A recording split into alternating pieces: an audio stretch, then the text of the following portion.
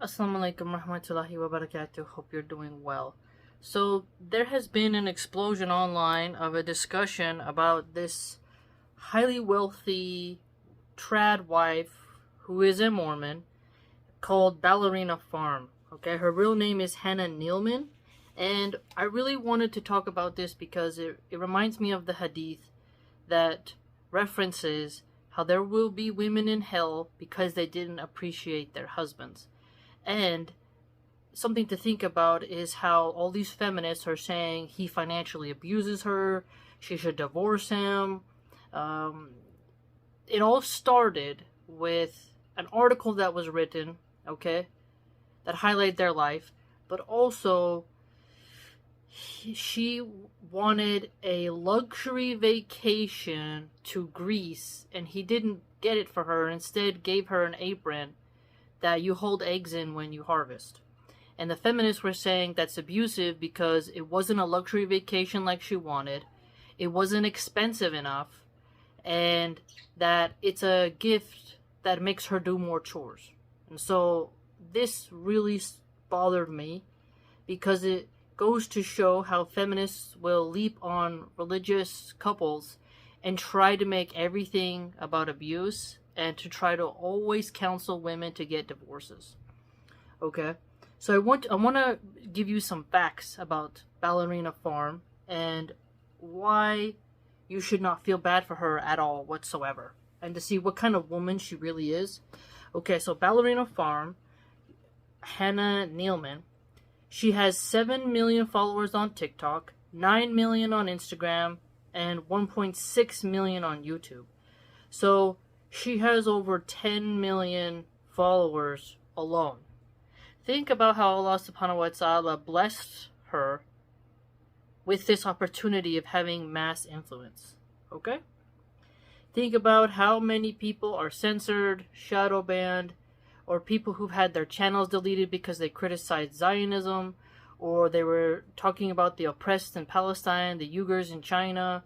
Just think about how many activist accounts and people who say that there's a difference between men and women and that biology is real have been banned for hate speech or whatever else. Okay?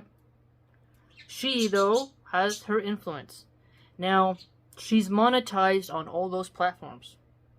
I want you to think how much money she's raking in just from her social media alone. Now, beat this. This woman is also married to the guy who is part of the JetBlue airline.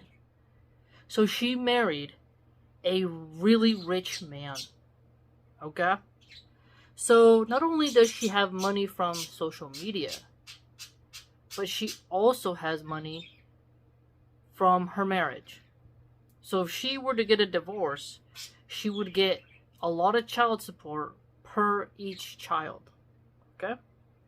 And in her alimony, she would get a lot as well.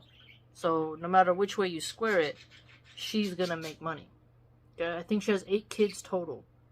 Now, the feminists were saying she had to quit ballerina school, and she was part of this very fancy ballet, and it's so oppressive that she gave that up to be a housewife.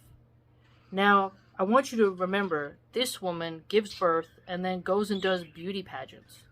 Alright? Number one, what kind of Mormons allow their daughters to participate in beauty pageants? Because Mormons are supposed to wear the special underwear pajamas that if the pajamas are being seen, you're wearing something you shouldn't. Okay? So the way they dress on stage in the beauty pageants with all their skin revealed it's not appropriate for someone who's actually trying to follow the dress codes of Mormonism. Alright? So she's not exactly trying to obey her religion, but still trying to thirst trap while married and a mom and claiming to be Mormon. And also, she's already taken lavish vacations to Hawaii, alright, and other places. But the feminists think just because the brat didn't get it at that one time that she wanted it, that her husband is abusive and controlling and psychotic, and that she's being financially abused. I want you to think about how many women right now. I remember watching a woman in I forget which African nation, if it was Nigeria, but it was some place that there was some flooding. I wish I could recall it off the top of my head because it was a travel vlogger that I watch, and he goes all over the world. And he went to this shantytown area where there was some flooded water, and this woman's like metal, like shed looking thing she was living in, it had like 2 feet of water, and she had to crawl onto her bed, with the water flooding her room, and her baby was getting sick from, mosquitoes and the damp water because there was water where they would sleep and there wasn't any proper drainage and there was zero infrastructure or help from the government, and she had nowhere else to go. And I remember thinking about that woman when I hear these feminists on Twitter/X. Go look it up. Ballerina Farm hashtags. See how the feminists are saying she's a poor little victim, poor little rich girl in America. Such a victim because she couldn't get the present she wanted and she got an apron instead. Oh, poor rich girl. And then just think and contrast that about how many women, their kids have parasites in the stomach. They can't get proper dental care. I mean, they don't even have proper health insurance. This chick, she has perfect health insurance, top of the line, and so will her kids. She's living in Utah, a very safe state. She has 328 acres. Do you have any idea how much that real estate costs? All right? But she's so greedy that she still wants more. See, when the hadith I shared, I think on my second channel, Bibliophile Hermit, about you're only guaranteed, it's a very good hadith at Sahih, look it up. You're only guaranteed bread, water, a roof, and clothing to cover your private parts.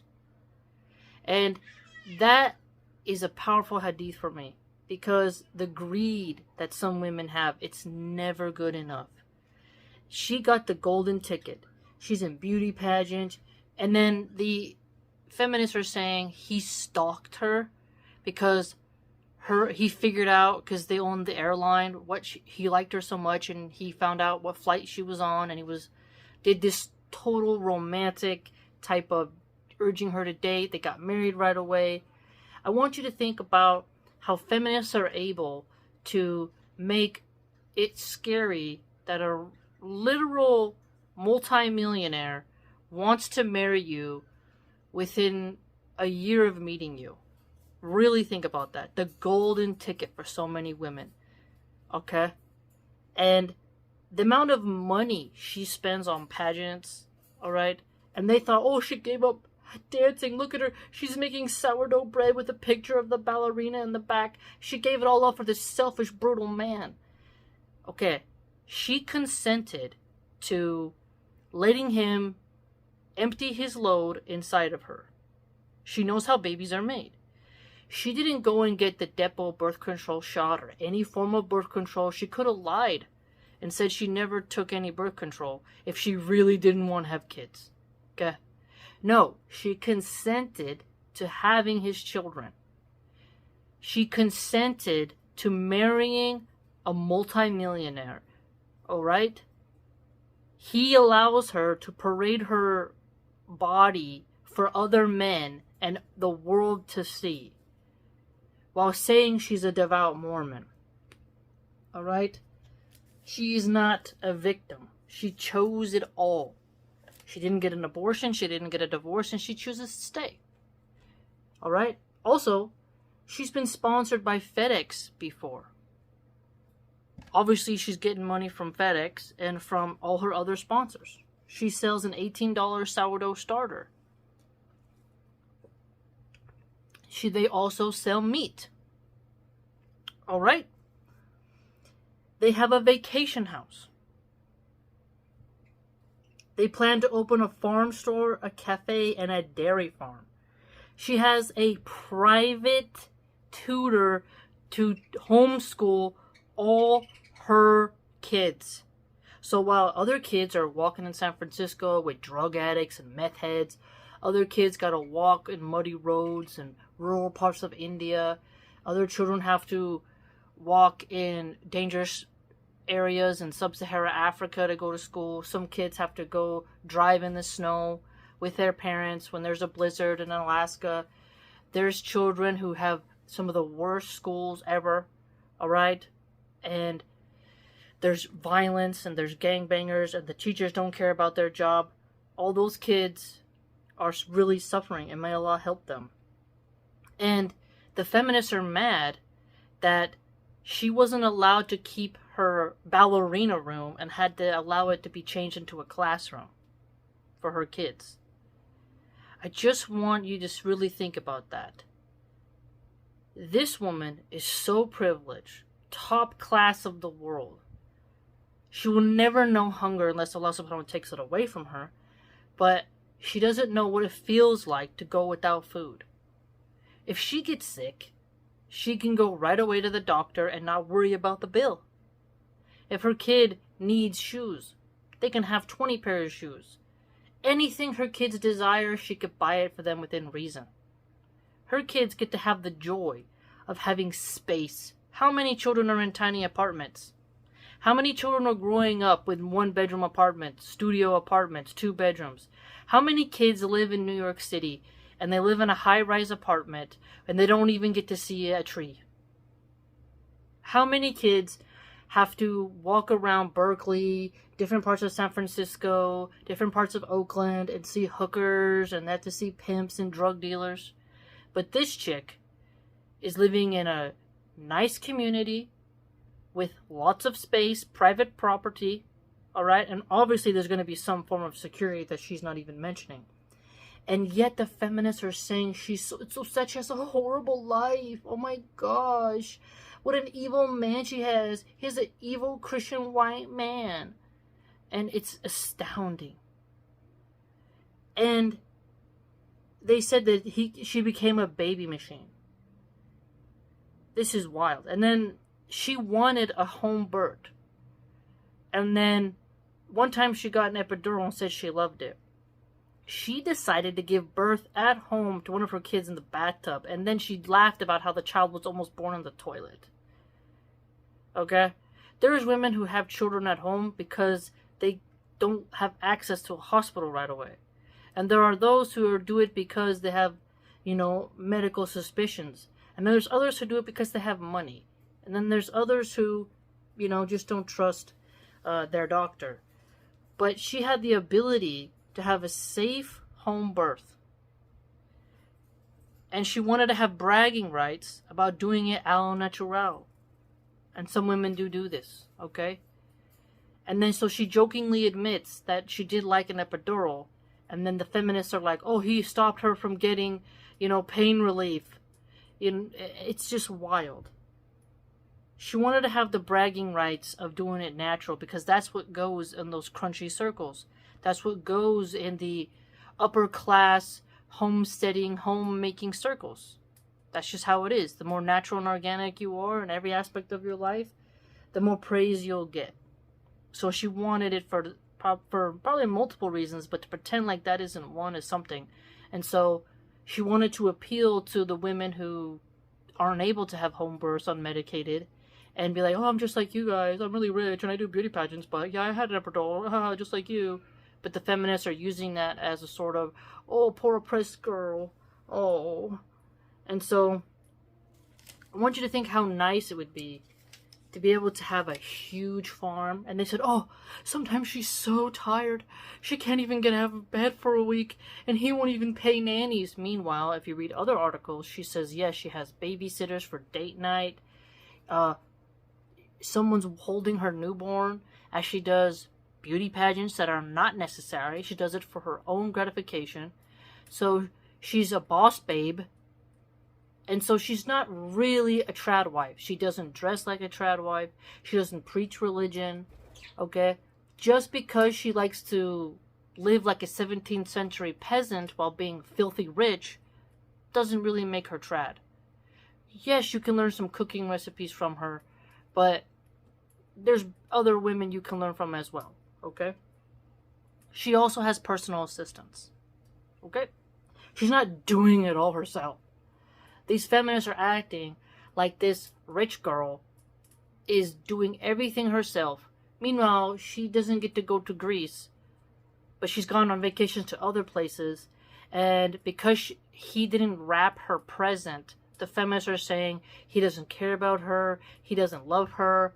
And I always found this absurd.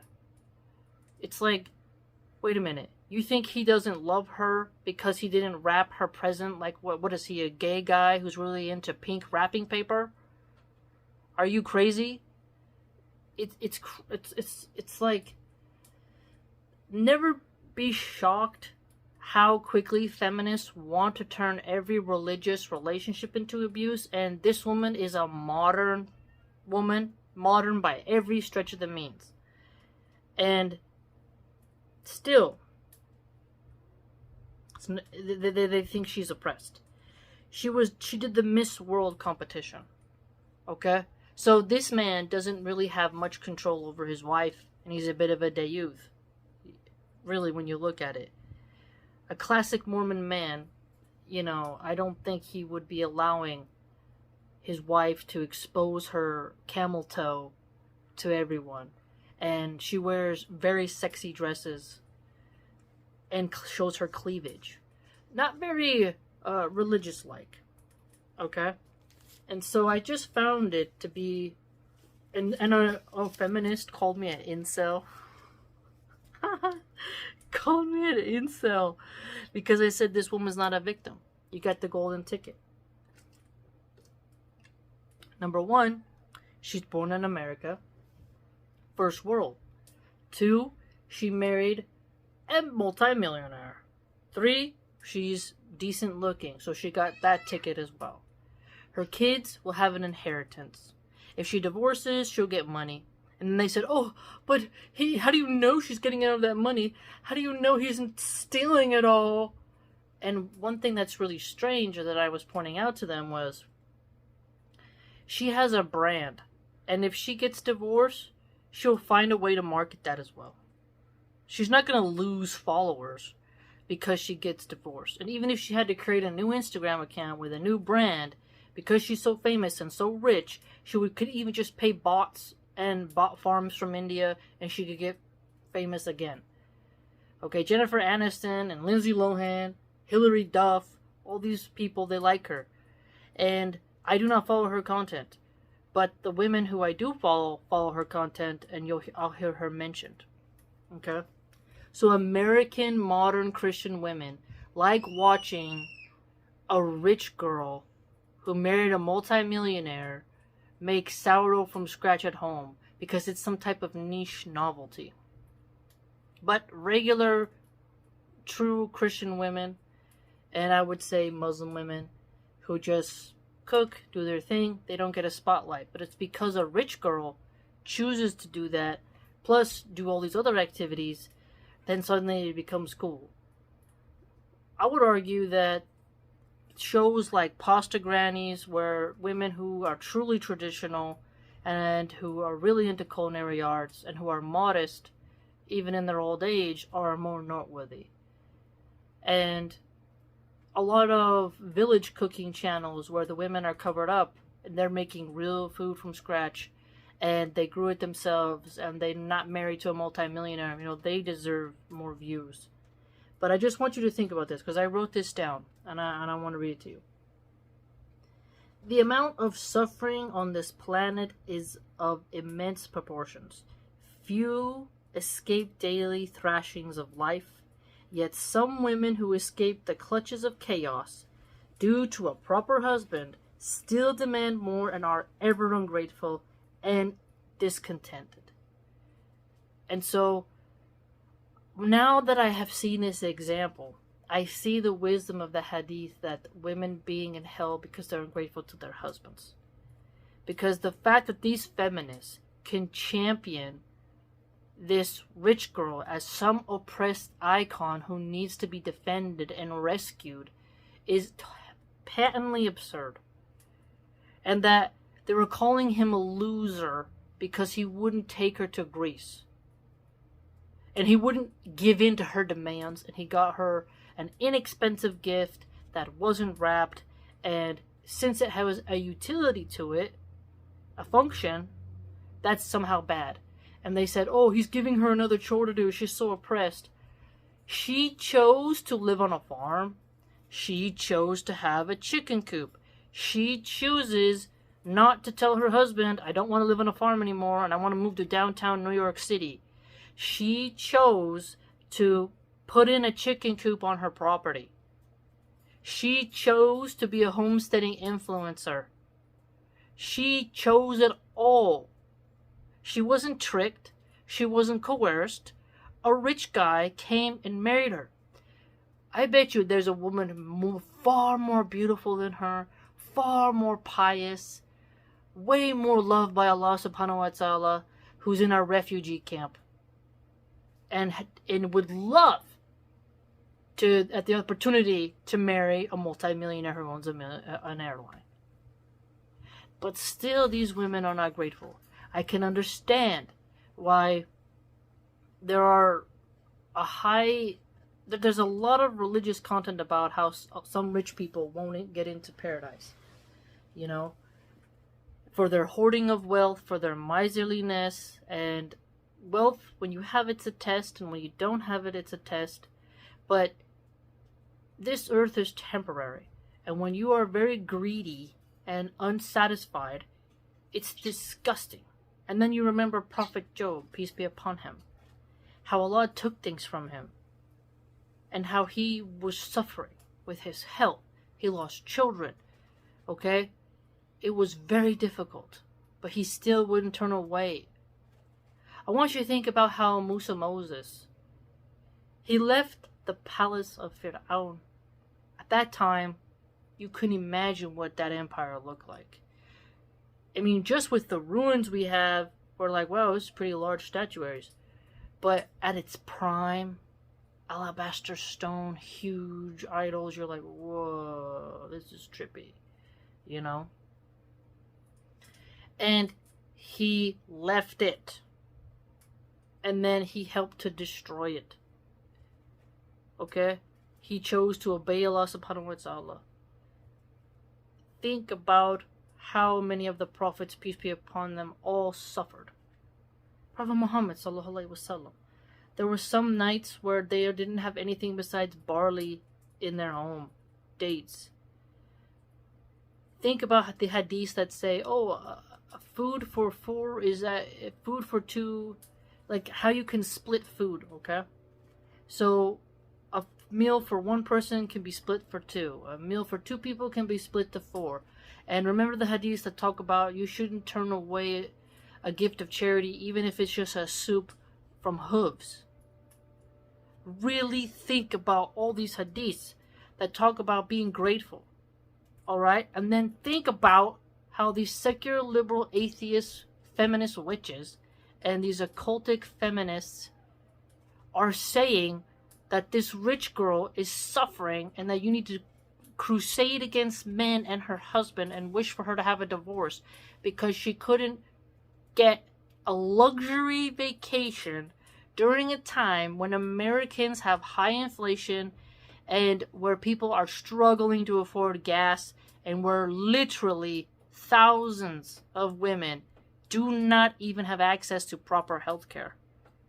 Where women who can't afford a good doctor suffer with terrible doctors in really crappy hospitals with burnt out, cold, stinky nurses. Examine it. I really, please look up the tweets from the feminists about it and see how crazy these women are. That they are the women of hell. I know it's strong words to say that, but that level of ingratitude is despicable. I'm sorry, but if you're rich, I don't really feel like you have too much to complain about. Your husband, what else do you want? You want him to be your puppet?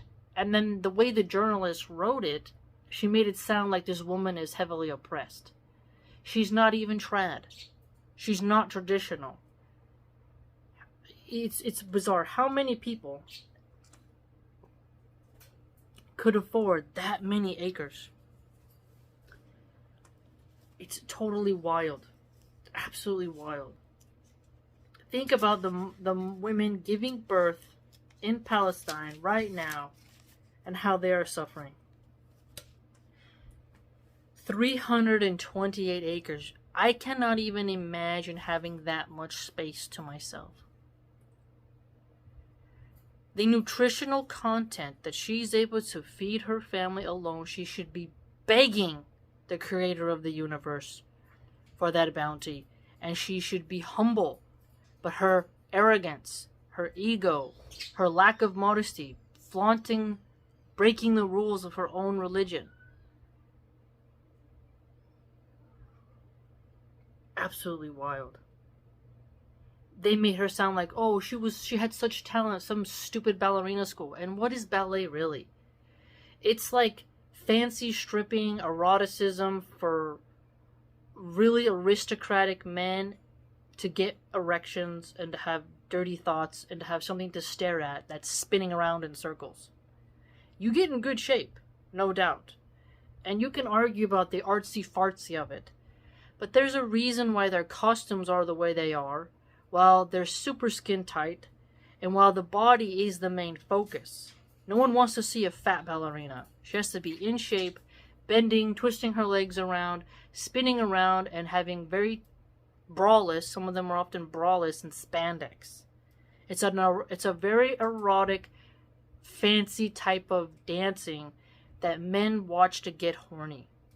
And where women pretend that they're actually interested in it when they're actually, some of them, bisexual or lesbians. Let's not play games here. We have to call a spade a spade. Oh, it's so classy. It's a rich person sport. And it's very feminine and it is graceful. But you can't deny what it is. And these feminists think it would have been better for her not to marry a millionaire and to go be a ballerina. This is their logic. They have no survival mentality. No survival mentality. Are they saying she should have married a broke man and lived in an Oakland complex? Maybe she should have lived in Compton or Harlem. Maybe she should have lived in Richmond, California, where there's lots of drive-bys and rabid pit bulls sometimes just roaming the street. She got the golden ticket in so many ways, but it's still not good enough for these feminists. They have to find something to make this woman an oppressed victim. Her husband, how more can she break down her husband? How much more? How many women, when they're postpartum, really deserve to have some type of mental support?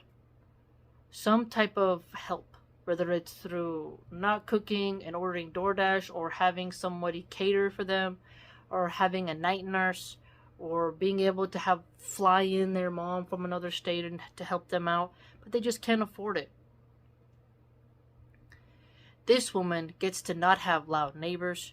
She gets to be safe from criminals. She gets to be safe from gangbangers. She gets to not live in a war zone.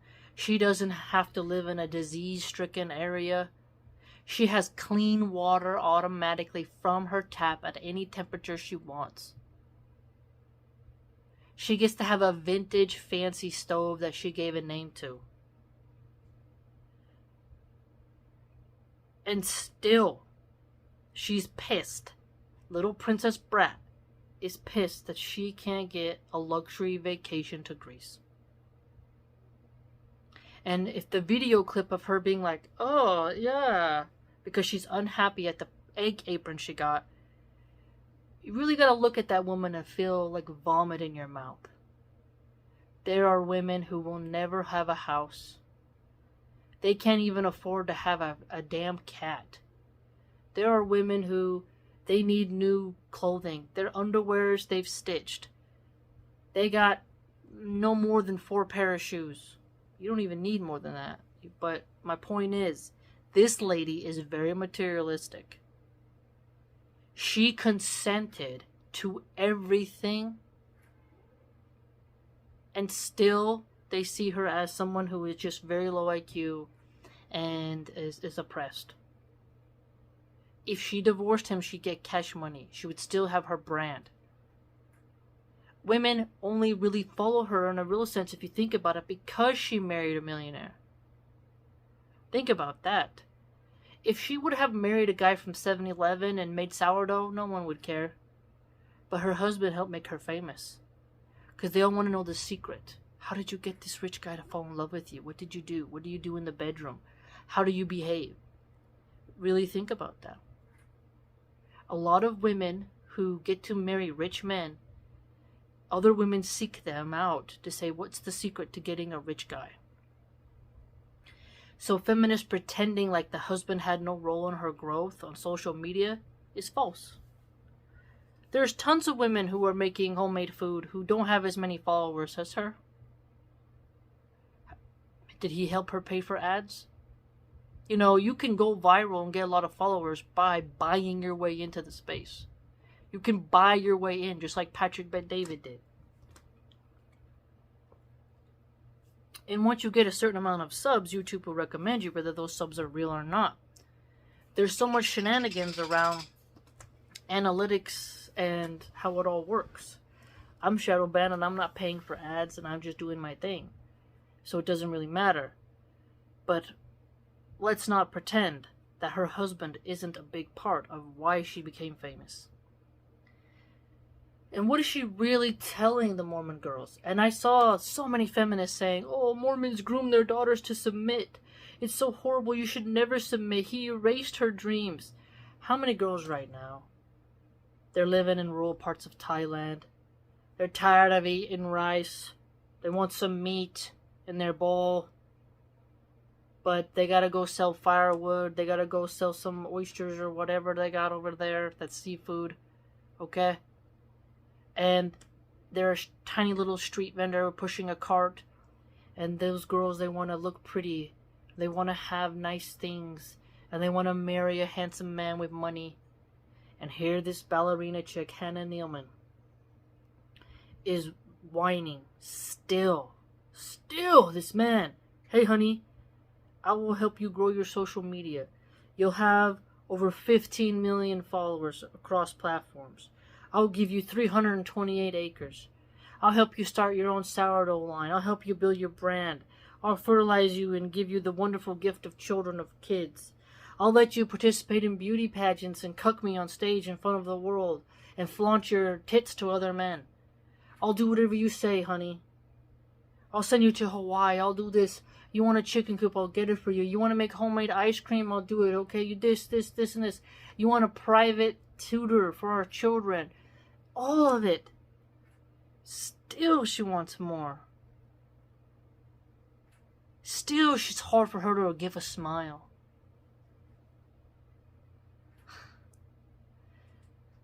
The ingratitude of some women will earn them their place in hell. No doubt about it. Maybe some of you haven't heard of this, but the greed is disgusting. Absolutely sick. Sickening. Be careful who you marry, gentlemen. If you have money, you have to be so careful. He picked her because of her beauty, right?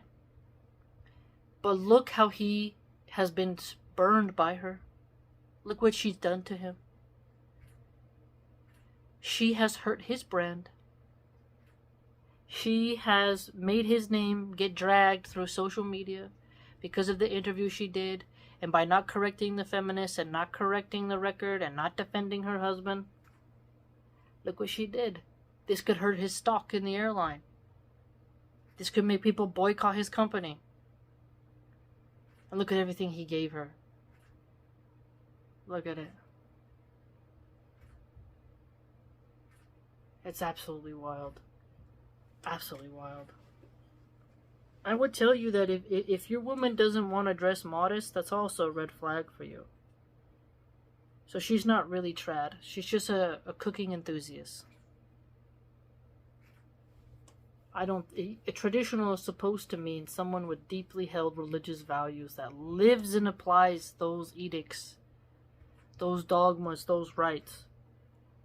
But she's a watered down virgin, parading herself for men to gawk at and masturbate to. And she says I was still bleeding 2 days after I gave birth.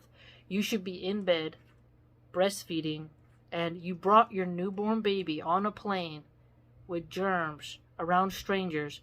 Hospitals even tell you your kid should not be around a large group of people for at least 30 days. At least 30 days. She risked her newborn baby getting sick so she could go flaunt her butt and her camel toe to strangers. To influence Christian women to take off their clothes and to flaunt it. Because so many women are insecure after they have children if they'll still be sexy. Your focus when you're a mom shouldn't be in making men horny, but rather it should be making memories with your children. It's amazing how someone making sourdough and ice cream at home could be such a weapon to break down religious values. Let me know what you think. Maybe you've heard of this controversy, maybe you haven't. But seeing feminists who usually hate their own white skin, but seeing them just act like this woman was flogged at the stake for not getting a luxury vacation and for being able to marry a rich guy is astounding. There's more that could be said, but be mindful, okay? Be mindful of who your wives follow, and you wives out there, be careful of what these women are trying to get you to do. You know? You must be grateful for everything you have. Look at those who have less. We have hadiths about that. You don't look at those who are above you. Look at those who are beneath you. Look at how many women are taking dumps in the street because they're high on meth. They got teeth rotting out. They have nothing. Look at the girls who are working honest jobs and getting not noticed. And they are providing for their elderly mom with dementia or something. You never know. There are so many women who are actually suffering. But people are being flooded to feel sorry for a poor little rich girl. Oh. How much was her wedding ring? How much was her wedding? How many people were invited? How much was her wedding dress? How much were the decorations? That's something to think about.